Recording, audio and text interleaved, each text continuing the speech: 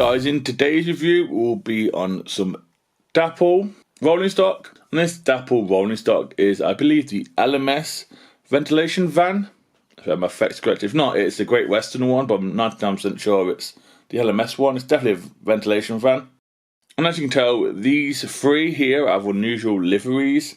And this livery here is to celebrate Victory in Europe Day, or VE Day. And we have the three here for the Army, Navy and Air Force. I will go through the codes now, but they all came out in April 2025. So the black one at the end, which is the Army one, the code for that one is 4F-011-148. Then next to that we have a Navy one, which is the blue one. That is 4F-011-150. And then finally we come to the Air Force. That is 4F-011-146. Like I said, these all came out in April and they are reasonably priced. There also is, I believe, which I haven't got my hands on, is the Merchant Navy one. At time of recording, that one hasn't come out yet. So let's get into the review and see if these vans are any good, shall we? So here goes. So for these models, we don't have any detail parts to add in the box. There's nothing to add at all. What we do have on all three models, they are all the same. I think they are an LMS design. We have a Dapol style NEM dovetail coupler to all of them, front and back. And Dapol have fixed the drooping and the sloppiness of the couplings now, which makes these more fun to run. On all of them, we do have metal unsprung buffers, and they are in black on all of them. We also have the buffer shanks, or housing. They are round and they are plastic. Some of them do have a bit of plastic hanging off from the moulding. It's not a bad thing, it's there. If you look close enough, you will see it. If you don't. And we also have a moulded on hook in the centre of the buffer beam. The buffer beam itself is in black with a mould line slightly. Well, like I said, these are an LMS design and they're all the same. As you can tell, that one in front is black. It does have a lamp iron just off centre, moulded on. We also have some tiny rivets or vents going up. Then in the centre of all the vents is a line of rivets. There's also a line of rivets down the bottom as well. And they've come out pretty crisp, if I'm honest with you. This is probably a slightly old tooled van. And then we have a vent, vent at the top. Again, it's all one piece, it keeps the price down. And there's no air gap underneath that. And then we come to the roof. And now we come on to the vans and the van liveries. So let's start with the one in front. As you can tell, the one in front is in black. It has the Union Jack flag on the right hand side over the door with VE Day in gold writing. Then the other side we have a soldier looking at the cross, and this is the Army livery one. There is some numbers above the soldier's head, which is 1945, and then where the flag is just above that there is 2025. All the tamper printing on all of them, I believe it's tamper printing on all of them, is fantastically done and it's crisp. We do have a door in the centre, doesn't open or anything, but we do have wood panelling all over the place. We also have some metalwork going on as well and a few rivets dotted around. There is a moulded on hook and handle to lock the door in place. The door does not open. So now we move on to the Navy one, which as you can tell here is in the blue and it's basically the same as the Army one. On the left hand side before the door you have VE Day, you have, I don't even know what ships they are, you have three different ships or boats on them or cruisers. Then on the door itself with some lovely writing you have the 80th anniversary, 8th of May, and then on the right side you have the date again, which is the same as it is on the black one, 1945 to 2025. And again, everything on here is crisply printed and it's in the blue for the Navy. And as for liveries, finally we move on to the Air Force one. Again, I think we have two Spitfires, I think they are on here, left and right side. We also have a few people. Again, we have the metalwork and the woodwork, the planking on all of them is the same. Where the door is, again we have 8th of May, VE Day, 80th anniversary. And the anniversary writing looks fantastic. And then we have the date again, which is 1945 to 2025. And like I said, we do have a few people on there. Down below on all of them, there is a plastic chassis underneath. I believe it's got a weight inside. We have a few rivets on there. We have a moulded on brake handle. We have springs and axles as well in black, all moulded on, and we have disc wheels. Depending on the disc wheels you've got, mine are all dirty and rotten or rusty. There is a brake handle up so the wheels could move, and the brake shoes are just off centre, but this is an old tooled model. As we now move on to the roofs, all of the roofs are the same for all three. We have it in a dark grey or battleship grey. Not sure if we've got 5 or 4 vents at the top. There's one in the centre which I think could be a moulding mark. They're all the same on all the vans. And then, depending which way the door opens, depending which way the rain ducts go. If you look closely enough, the rain ducts don't go from corner to corner, they go from whatever way the door opens, I believe. So yeah, and finally we do an underneath look at these vent vans.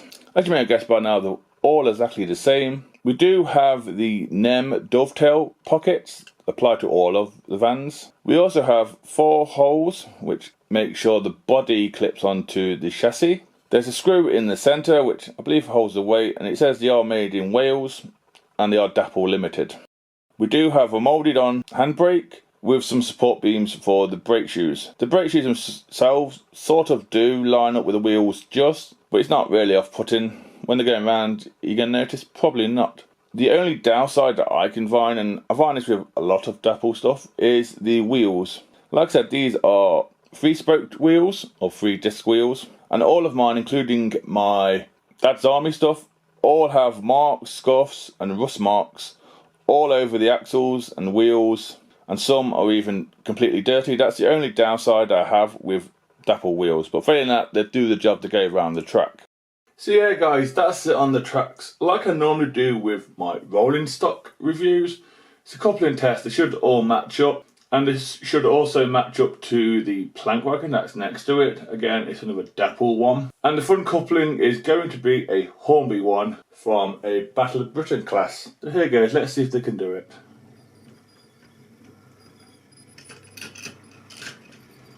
I think they've all done it perfectly well.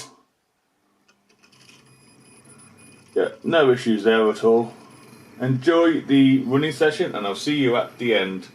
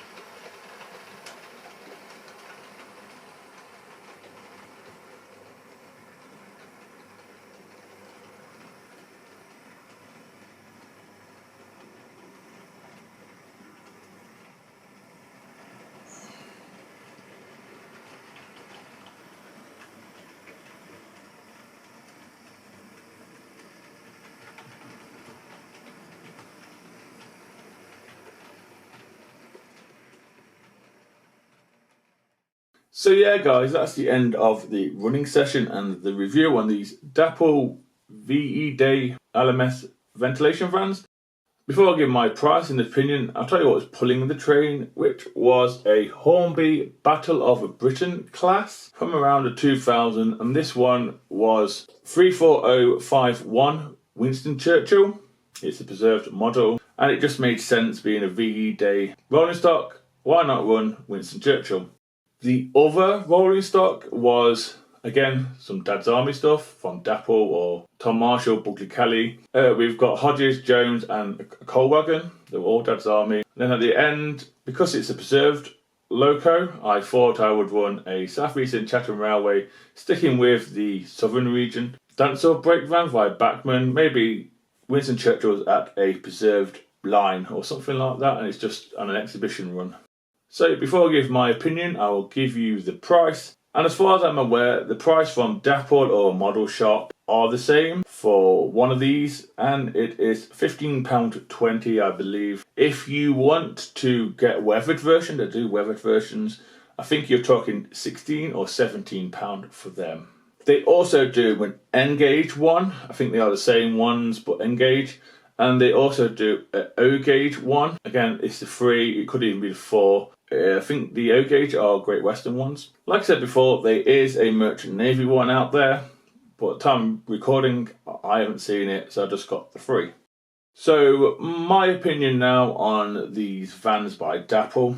These vans by Dapol are very good. The tamper printing is good, nothing has fallen off them or is loose inside. The couplings do their job like they're meant to. There was no issues with any of them. They are affordable for beginners and experienced modelers. You can practice stuff on these if you wanted to modify them so the doors slide open, like on some of the mainline stuff, you could do that. Again, it's not going to break the balance. Even if you wanted to make a diorama around these, you could. Like I said in my detail part, all of my Dapol rolling stock that I have in my collection all have rusty, marked, stained, dirty wheels, and some have a wobble. The wobble doesn't really bother me per se. I think one of my dad's army ones has a wobble. I understand that these are affordable, but surely when you deliver something, you deliver it clean and new. Like I said, that's my only gripe with the Dapol stuff, rolling stock wise, is the state of the wheels you get. But overall, I am very, very pleased with these lovely wagons. They are at a reasonable price. It has shown other manufacturers that you can make affordable rolling stock and they still look good. Remember, less is more, and it truly is with these. The tampo printing, I'm really liking the tampo printing on these. If I had to pick a favourite, it would be the Army one. That just appeals to me, and it also makes me a little bit sad. So from me, this was my review on the Dapol rolling stock for the VE Day stuff. Remember, Dapol do other ones out there and they are at affordable price. Hopefully someone's found this review useful and helpful, and I will see you in the next one. So please take care and goodbye.